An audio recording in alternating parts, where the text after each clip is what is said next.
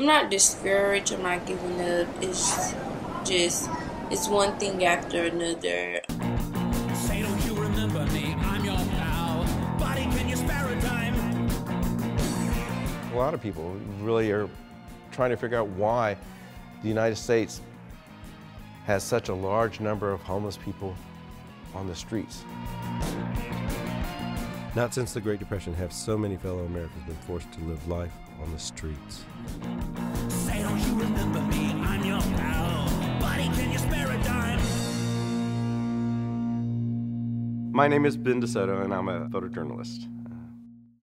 Born in Houston and worked at the Houston Chronicle for 25 years. I'm very pleased with my time there, and love this city, and love this country, and love people in general.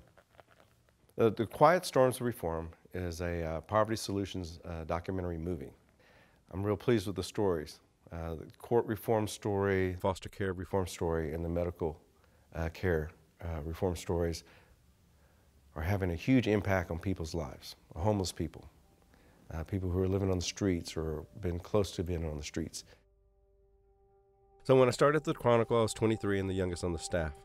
And the annual It's Cold, We're the Homeless story, and I got the assignment, and I got to go to the Star of Hope, and it just kind of like stepping back in time. What I saw reminded me of what I had read in school about Jacob Riis and how the other half lives. Too many of our policies are being influenced by trying to sort out deserving and undeserving poor.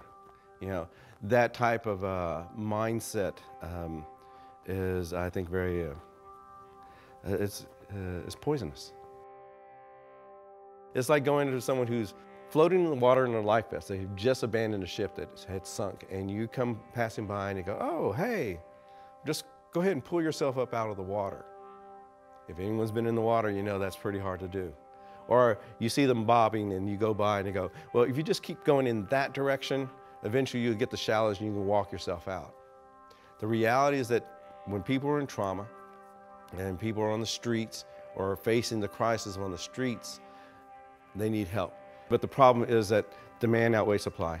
There's not enough opportunities for work that provide housing, and people have medical care and medical needs. They're not getting that. And they're making it difficult because there's these policies trying to criminalize or trying to sort deserving and undeserving poor. Again, we go all the way back around. And we've got to sort this out. We've got to make some choices and decisions. And the best way to do that is with good information. So the Qstorms of Reform is at its heart a continuation of my photojournalism work. The reason I chose to work in film because of the impact of the material and the medium. I'm asking for your help to do this film because showcasing and highlighting the best practices and creative solutions is better than muckraking. I'm asking for your help to do this film because in muckraking you can point out a problem and break it down that way. But if you show the best practices and creative solutions, it forces everyone to say, why aren't we doing that? Why don't we have that in community? Why aren't we starting that? I'm asking for your help to do this film, not just simply as a personal challenge to build on 30 years as a photojournalist, but because I think it's the most effective way of conveying these more than just reforms. I mean, these are people just living their lives, doing things because they care about people. And there's something going to be really magic about being able to capture that and putting it on a film and letting people see that. Because it puts it in the realm of reality. They'll be able to see people who care, who haven't given up, have found creative solutions to solve some of the most entrenched problems that we have, not just in our generation, but for generations. I'm asking for your help to do this film because when people have information, they can make informed decisions, and public opinion can impact public policy. Getting these stories out, sharing these narratives, showing the impact of these reforms, especially in contrast to the tragedies of Ben White and Judy Pruitt and her daughter Antoinette. I first met Ben White and Judy Pruitt in 1988. The continuing collaboration is both a friendship and a shared goal of creating a profound understanding of chronic homelessness. I'm hoping that today something will happen. Today I was served an eviction, and now I'm not discouraged. I'm not giving up. It's just, it's one thing after another. I feel like I want to do a lot of things, you know, to get out of this situation. I know I have to weigh on my cost and benefit, what's going to get me in trouble, what's not going to get me in trouble, what's going to benefit my kids. Will help people to really understand what's going on. And if we're honest with ourselves, cannot be that far away for any one of us. And we may even have a family member who's already gone through this in some manner. Get together and talk about homelessness.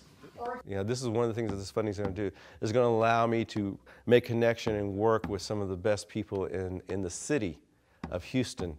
The artists, the musicians, the filmmakers are going to come in with me, and they're going to help me tell this story. It's no longer my story to tell anymore. It's going to become our story to share. And I'm real excited about that. During the course of pre-production, Ben White entered the Permanent Supportive Housing Program, ending his cycle between streets, prisons, and hospitals. Since entering managed care, Ben has had 0 hospitalizations. So I'm hoping that today something will happen.